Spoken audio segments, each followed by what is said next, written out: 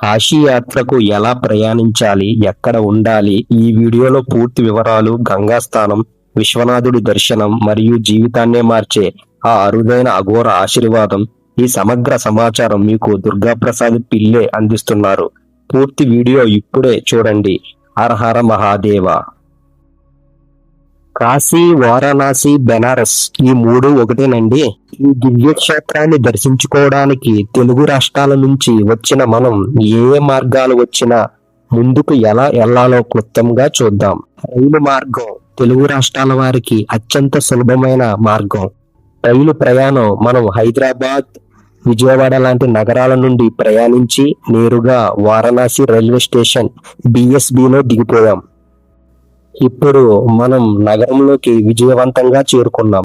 విమానంలో వస్తే లాల్ బహదూర్ శాస్త్రి ఎయిర్పోర్ట్ వారణాసిలో దిగి అక్కడ నుంచి క్యాబ్ లేదా ఆటోలో సిటీకి రావాలి.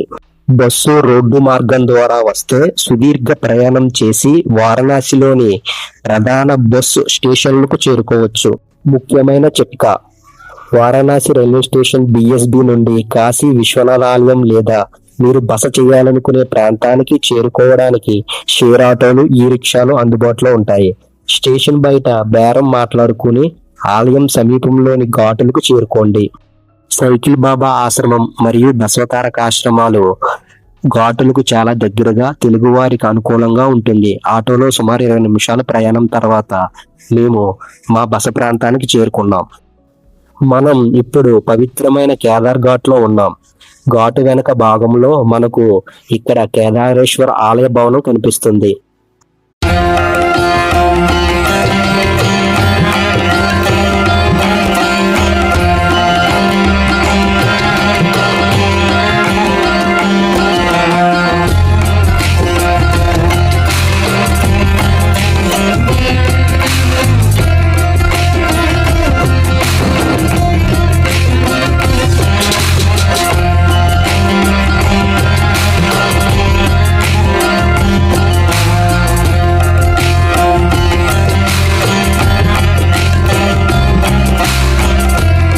ఈ పవిత్ర గంగామాతకు దీపారాధన చేసి మా ప్రార్థనలను సమర్పించుకుంటున్న కాశీని దక్షిణ కాశీ అని పిలుస్తారు. ఇక్కడ ప్రవహించే ఈ గంగా నది కోట్లాది మందికి జీవనాడి. అందుకే ఈ పవిత్ర జలాలలో స్నానం ఆచరించేటప్పుడు హర హర మహాదేవ అని జపిస్తూ మునగండి. ఈ అనుభూతి అదృష్టం. గంగామాతకు శిరసి వంచి నమస్కరిస్తున్నాను. గంగా స్నానం పూర్తయింది. రండి, ఇప్పుడు కేదారేశ్వరుని దర్శిద్దాం. రండి, హర హర మహాదేవ. నేరుగా సైకిల్ బాబా ఆశ్రమంలోని భోజన సదుపాయం వైపు వెళ్తున్నా. తెలుగు భక్తులకు మంచి సదుపాయాలు కల్పిస్తున్న యాజమాన్యానికి ధన్యవాదాలు.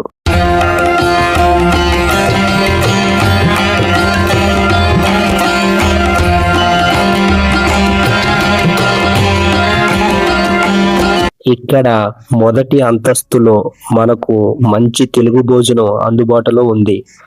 ముఖ్యంగా ఇక్కడ పెద్దవారు, ముసలివారు స్వయంగా ఎంతో ప్రేమతో వడ్డిస్తారు. వారి సేవ, వారి ఆప్యాయత మనసుకు శాంతినిస్తుంది. మధ్యాహ్నం భోజనంతో పాటు సాయంత్రం వేళలో కూడా టిఫిన్ సదుపాయం ఉంది. తెలుగు భోజనం కోసం ఇది సరైన ఎంపిక.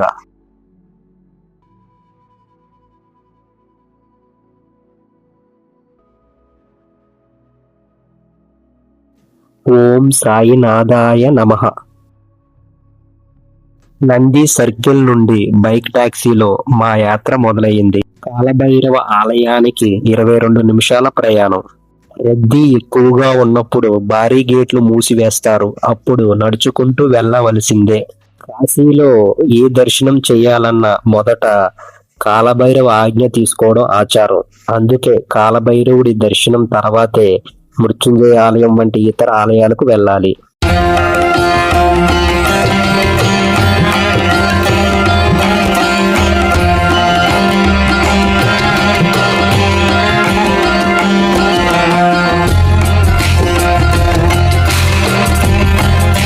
దారిలో కాశీ విశ్వనాథ ఆలయ ప్రాంతాన్ని కూడా దాటుకుని వెళ్తాము.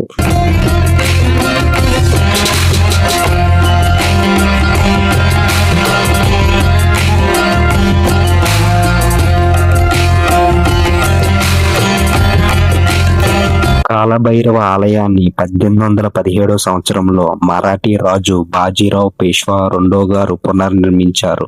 ఇక్కడ భక్తులు స్వామివారికి పువ్వులు పండ్లు సమర్పించి పండితుల చేతిలోని పవిత్ర కర్ర దండకంతో నెత్తుపై దీవెనలు పొందుతారు. అలాగే కాశీతాడు కట్టడం ఇక్కడి ప్రత్యేక ఆచారం. కాబట్టి కాలభైరవుణ్ణి దర్శిద్దాం రండి. హర హర మహాదేవ.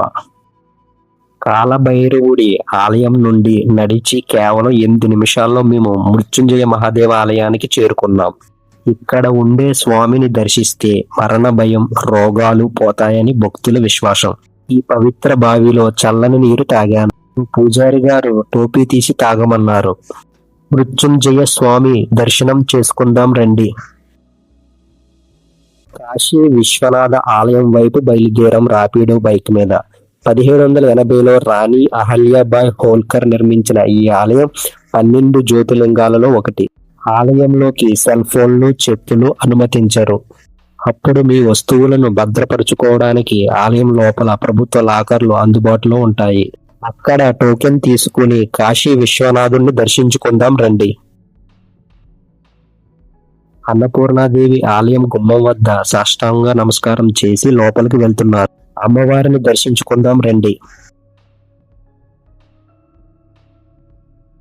ఈ తల్లిని దర్శిస్తే ఇప్పటికీ అన్నానికి లోటు ఉండదు.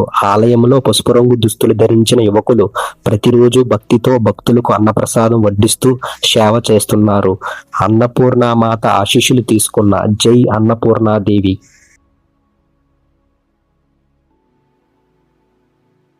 రాత్రిపూట కాశీ వీధుల్లో మా ప్రయాణం విశాలాక్షి అమ్మవారి ఆలయం వైపు సాగుతుంది. ఇది శక్తిపీఠాలలో ఒకటి. విశాలాక్షి అమ్మవారి పైన విగ్రహాన్ని దర్శించుకుంటూ లోపలికి వెళ్ళాము. విశాలాక్షి అంటే విశాలమైన పెద్ద కళ్ళు కల అమ్మవారు. ఆ తల్లి దివ్య రూపాన్ని రాత్రిపూట దర్శించుకోవడం అద్భుతమైన అనుభూతి. అమ్మవారి దీవెనలతో ఈ కాశీయాత్ర మరింత శక్తివంతంగా మారింది. ఓం శక్తి, ఓం శక్తి. దర్శిద్దాం రండి. కాశీ రక్షకురాలైన వారాహి అమ్మవారి దర్శనం కోసం మేము ఉదయం 6 గంటలకి చేరుకున్నాం. చూడండి, 6 గంటలకే ఎంత పెద్ద లైన్ ఉందో. అమ్మవారు కేవలం ఉదయం 9:30 కల్లా మాత్రమే దర్శనమిస్తారు. నేల మట్టంలో ఉన్న చిన్న కిటికీ రంధ్రం ద్వారా మాత్రమే అమ్మవారి శిరస్సు నుంచి పాదాల వరకు దర్శించుకోవాలి. దర్శిద్దాం రండి. కాశీలో ఉన్న ఈ తులసి మానస్ మందిరం రామాయణ రచయిత తులసీదాసు గారి జ్ఞాపకార్థం 1964లో కలకత్తాకు చెందిన సురేఖ కుటుంబం నిర్మించింది. ఈ మందిరం యొక్క గోడలతో రామాయణం మరియు ఇతర కథాఘట్టాలను వర్ణించే చిన్న చిన్న బొమ్మల శిల్పాలు పద్యాలతో అలంకరించబడి ఉన్నాయి.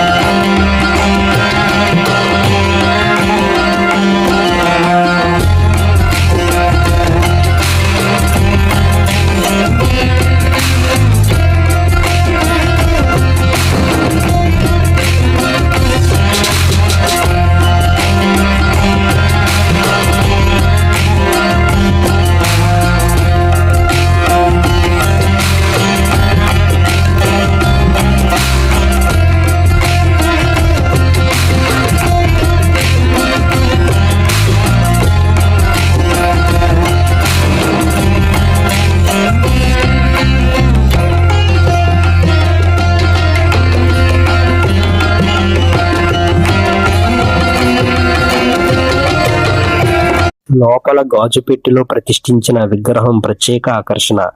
రామాయణ ఇతిహాసాన్ని కల్లారా చూపించే ఈ అద్భుతమైన మందిరం దర్శనం పూర్తయింది. జై శ్రీరామ్. దశ్వమేధ ఘాట్లో సాయంత్రం వేళ విభూది రాసుకున్న సాధువులు శక్తివంతమైన నృత్యాలు, పూజారులు, అర్చనలతో వాతావరణం మొదలవుతుంది. ఇక్కడ జరిగే గంగా హారతి అనేది కేవలం పూజ కాదు, ఇది పంచభూతాలను పూజిస్తూ గంగామాతకి కృతజ్ఞత తెలియజేసేది. వేలాది దీపాలు వెలుగుతుంటే వేద మంత్రాలు మారుమోగే ఆ దృశ్యం వర్ణాతీతం. కాశీ యొక్క అసలు భక్తి శక్తిని చూపించే ఈ ఘాట్లో పాల్గొనడం అదృష్టం. హర హర మహాదేవ.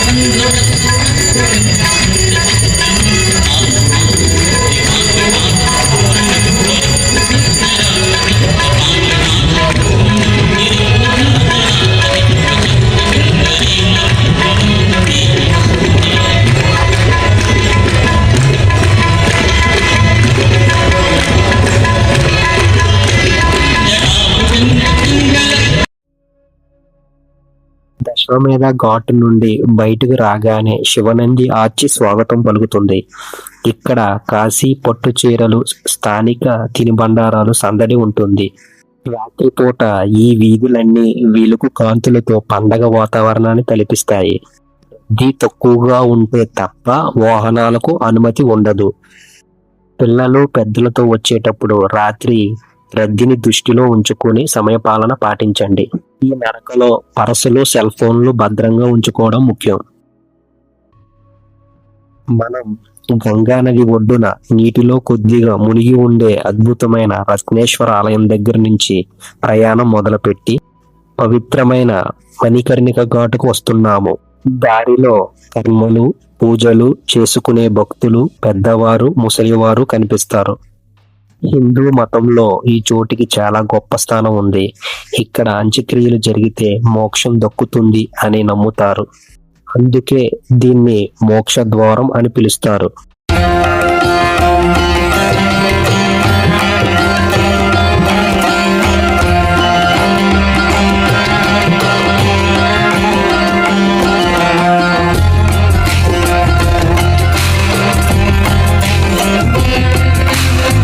జనం, ఈ రద్దీ ఈ చోటు ప్రత్యేకతను చూపిస్తాయి.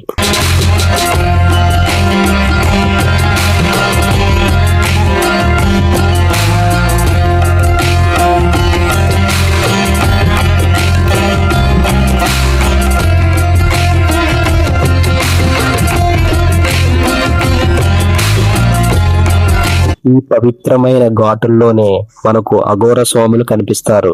వీరు చాలా గొప్ప సాధువులు. చూడండి, నా జీవితంలో మర్చిపోలేని అద్భుతం జరిగింది. ఈ అద్భుత దృశ్యం చూసే ముందు మా ఛానల్ ని సబ్స్క్రైబ్ చేయడం మర్చిపోకండి.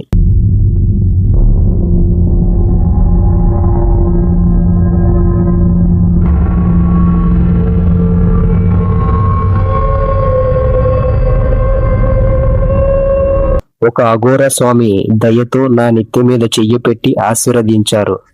ఇలాంటి గొప్ప స్వామి దీవెన దక్కడం నిజంగా చాలా అదృష్టం. ఈ ఆశీర్వాదం నా కాశీయాత్రకు పూర్తి తృప్తినిచ్చింది. హర హర మహాదేవ.